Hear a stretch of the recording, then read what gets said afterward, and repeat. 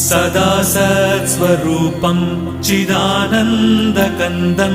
जगत्सम्भवस्थानसंहारहेतुं स्वभक्तेच्छया मानुषं दर्शयन्तम् नमामीश्वरं सद्गुरुं साईनाथं नमामीश्वरं सद्गुरुं साईनाथम् भवद्ध्वान्तविध्वंसमार्ताण्डमीड्यं मनोवागतीतं